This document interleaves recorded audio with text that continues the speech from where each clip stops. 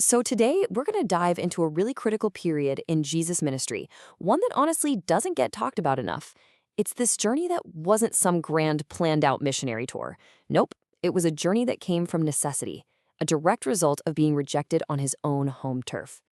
You've got to wonder, right? I mean, think about it. Why would any leader just up and leave the one place they know best, especially right when their message seems to be gaining traction?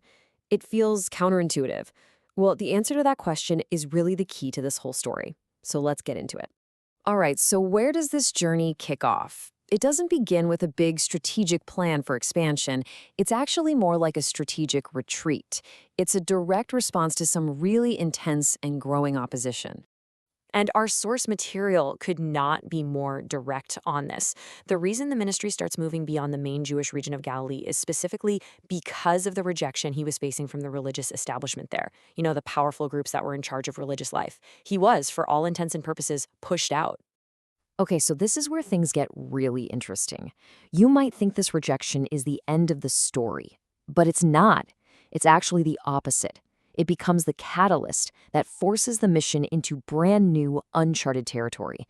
And that has some pretty profound consequences.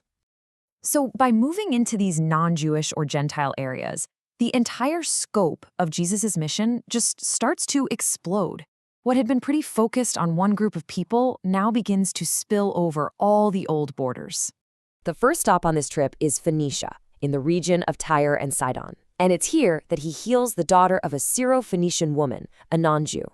Now, you have to understand, this was a huge deal at the time, a radical moment. It was a clear signal that the mission's boundaries were stretching way beyond his own people. From there, the journey keeps going, this time into the Decapolis. Now, this was basically a group of 10 cities that were big centers of Greek and Roman culture. And what do you know? Once again, right in the middle of this non-Jewish land, another very public miracle happens, the healing of a man who couldn't speak. And the scale of what's happening just keeps growing. In this very same Gentile region, a second miraculous feeding happens, but this time, it's for a crowd of 4,000 people. It's pretty obvious at this point that the blessings are no longer just for Galilee.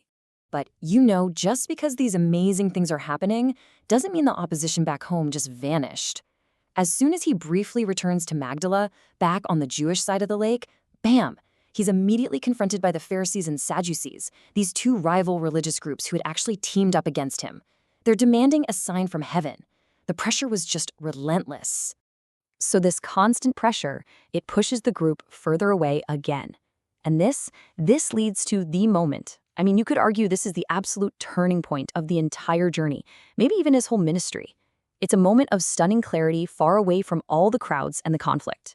He takes his inner circle way up north to a place called Caesarea Philippi, a spot that was just soaked in Roman and pagan worship. And here, in a place that couldn't be more different from home, he asks them the most important question they will ever have to answer. Who do you say I am?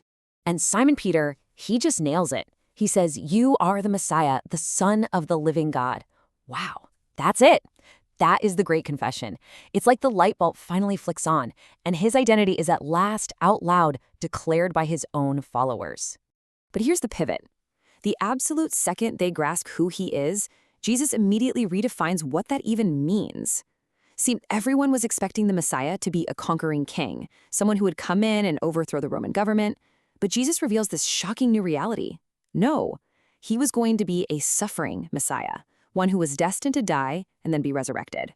So after dropping that absolute bombshell on them about suffering and death, Jesus gives 3 of his disciples a powerful, unforgettable confirmation of his divine identity, something to anchor their faith. This event is what we call the Transfiguration. So Peter, James, and John go up on a high mountain, and they witness something just incredible. Jesus' whole appearance is transformed. He's shining like the sun. Then Moses and Elijah, 2 of the biggest figures in their entire history, just appear and start talking with him. And as if that's not enough, a voice from heaven itself speaks, confirming who he is. And this just perfectly illustrates the massive contrast between the divine and the human. Because while this glorious heavenly revelation is happening up on the mountaintop, down below, a scene of total human failure is playing out. A father had brought his son, who was possessed by a demon, to the other 9 disciples for healing. But they were powerless. They couldn't do anything. The Father's cry to Jesus is just one of complete desperation, a plea for help even in the middle of his own doubt. I mean, just let that sink in for a second. At the very same moment that Jesus is being revealed in divine glory on the mountain, his hand-picked followers are failing down below because their faith just wasn't strong enough. It's a really powerful and honestly a humbling contrast. So, as they start making their way back towards their home base in Capernaum, the teaching gets a lot more private, more urgent. But as you're about to see, the disciples, well, they're still having a really hard time connecting the dots. Jesus tells them again, plain as day, that he's going to be betrayed and killed and that he will rise again.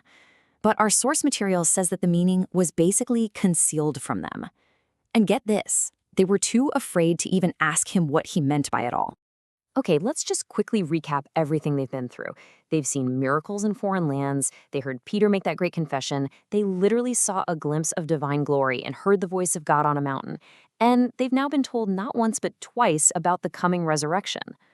You'd think their minds would just be reeling from all these cosmic, earth-shattering revelations, right? So what do you think was the first thing they started arguing about among themselves when they got back on the road? Who is the greatest?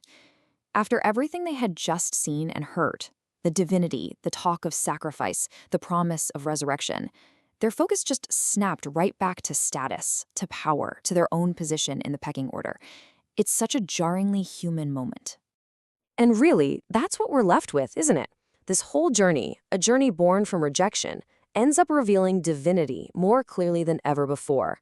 But it also reveals something so profound about us, about humanity. Even when we get a front row seat to the divine, why are our human concerns about status and power so darn hard to shake?